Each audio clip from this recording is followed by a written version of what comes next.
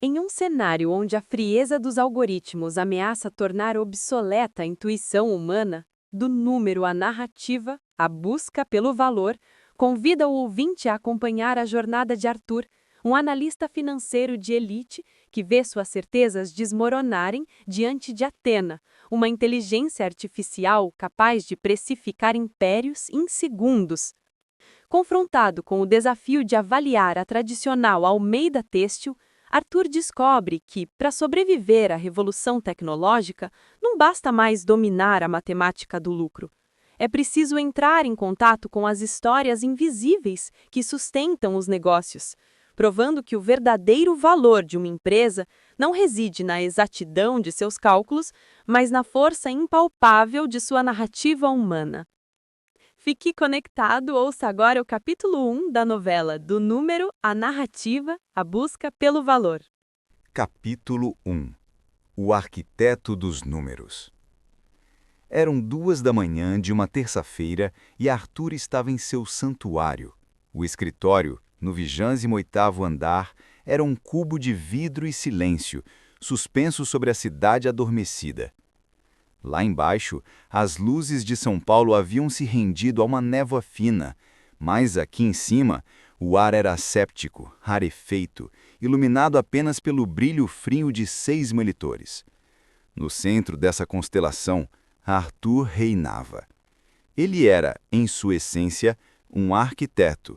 Se os materiais não eram aço ou pedra, mas dados.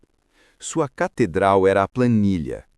E a planilha à sua frente era sua chef-d'œuvre. Almeida Textile Valuation V14 Final Revisado 03.xlsx. 2 semanas. 2 semanas de sua vida haviam sido destiladas naquelas células.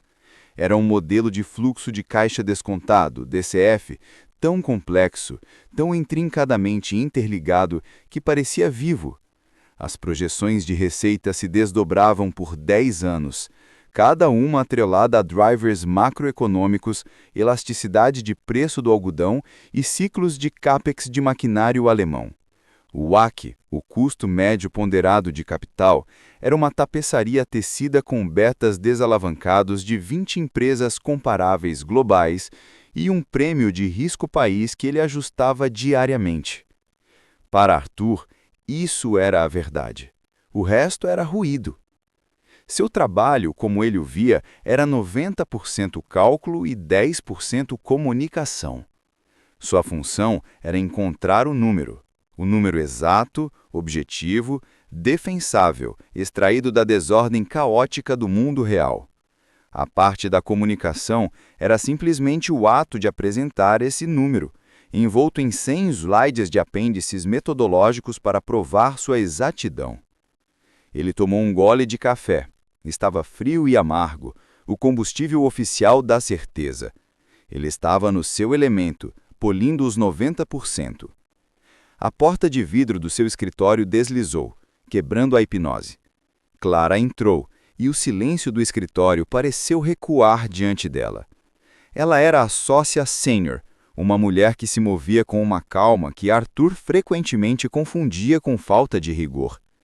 Ela usava um sobretudo bege, apesar da hora, como se estivesse apenas de passagem. Arthur. Ela disse suavemente, seu olhar não indo para os monitores, mas para ele. Você parece exausto. E estou quase terminando, disse ele sem se virar, apenas validando as premissas de capital de giro deles. Acho que encontrei uma inconsistência no ciclo de conversão de caixa deles em 2023. Clara parou ao lado de sua mesa, mas não olhou para a tela. Você já foi falar com o Ricardo de novo? Digo, falar com ele? Arthur finalmente se virou, a cadeira emitindo um protesto baixo. Clara, eu tenho todos os balanços, todos os contratos de fornecedores e 3 relatórios de auditoria. Eu não preciso falar com ele. Tudo o que ele diz é subjetivo, é ruído. Esse ruído, Arthur, é um negócio. O Ricardo Almeida não está vendendo teares e prédios. Ele está vendendo o legado da família dele. Arthur resistiu à vontade de revirar os olhos. Legado não é uma linha no balanço, não entra no DCF. Legado é tudo no DCF. Legado é a taxa de crescimento da perpetuidade. Legado é a margem operacional que ele sustenta porque os seus funcionários estão com ele há 30 anos. Legado é o risco-chave que você provavelmente está colocando no seu modelo quando deveria ser o goodwill. Ele odiava quando ela usava esses termos. Eram imprecisos. Eram os 10%. Eu prefiro confiar nos números, disse ele, voltando para seu refúgio digital. Ótimo! Então o que a Athena disse? Arthur enrijeceu. Athena, a simples menção a irritava.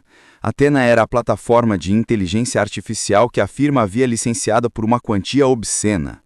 Era a ferramenta que prometia revolucionar a indústria, automatizar a análise e, na visão sombria de Arthur, tornar seu trabalho de 90% irrelevante. Eu não usei, mentiu ele. Clara sorriu, um sorriso que mostrava que ela sabia que ele estava mentindo. Engraçado. Enquanto você passou 2 semanas polindo essa obra-prima, eu pedi a Athena para avaliar a Almeida Têxtil. Levei 15 minutos. A maior parte desse tempo foi para digitalizar os contratos que o Ricardo ainda guarda em papel. E então, qual foi a conclusão da sua caixa preta? Clara caminhou para a porta. Execute você mesmo. Boa noite, Arthur. Por favor, vá para casa. Ela se foi. Sozinho novamente, Arthur sentiu uma pontada de raiva. Ele abriu uma nova janela no seu monitor principal. O logo da Athena pulsava suavemente. Um A minimalista e sereno. A interface era irritantemente simples, sem planilhas. Apenas uma caixa de diálogo. Projeto Almeida Têxtil. Fazer upload dos dados financeiros, contratos e artigos relevantes. Arthur, com um bufo de desdém, arrastou a pasta inteira do projeto para a janela. Centenas de arquivos. A plataforma os absorveu instantaneamente. Processando dados não estruturados. Identificando parâmetros qualitativos. Analisando o sentimento de mídia local, 10 anos. Calibrando modelos. Arthur observou, o estômago apertado. Isso era uma farsa. A IA não podia entender o negócio. Ela não podia saber do toque especial que eu, Arthur, dava aos meus modelos, a minha intuição. A IA interrompeu seus pensamentos. Valuation completo.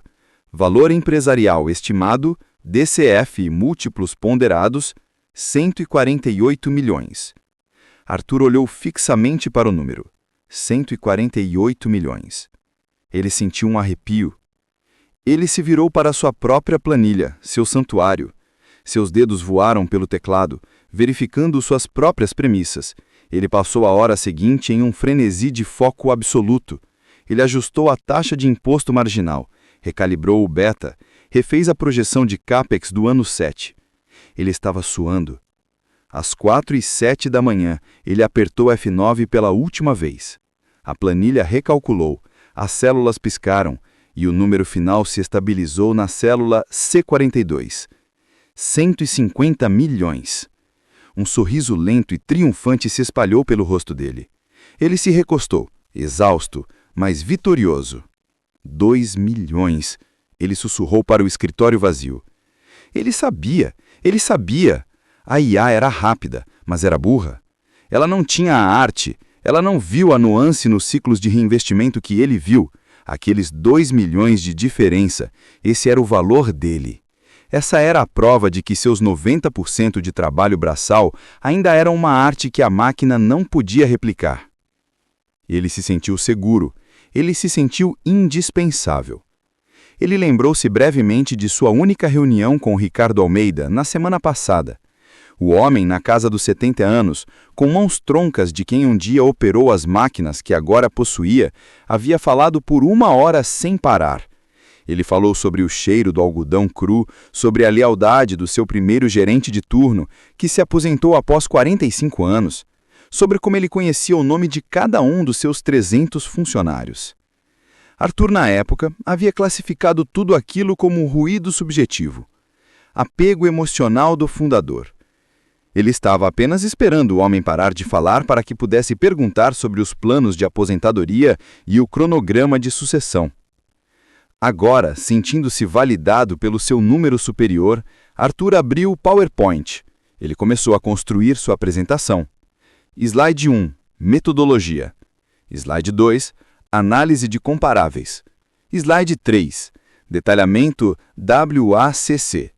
Slide após slide, ele construiu a fortaleza lógica que provaria, sem sombra de dúvidas, que o número de 150 milhões era a única verdade. Ao amanhecer, ele enviou o deck de 100 slides para Clara. Assunto: Valuation Almeida versão final e defensável. Ele desligou os monitores, um a um, e se levantou, sentindo a rigidez nas costas. Ele caminhou para a janela e observou o sol laranja começar a queimar a névoa da cidade. Ele se sentia bem. Ele havia feito o seu trabalho.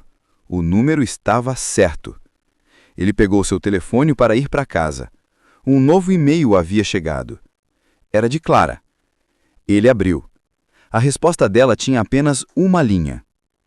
Arthur, você está perfeitamente preparado para responder a pergunta errada. Você está vendendo o relatório, não o advisory. Arthur parou, a chave do carro na mão. O sol da manhã pareceu de repente frio e analítico, e pela primeira vez ele não tinha certeza de nada.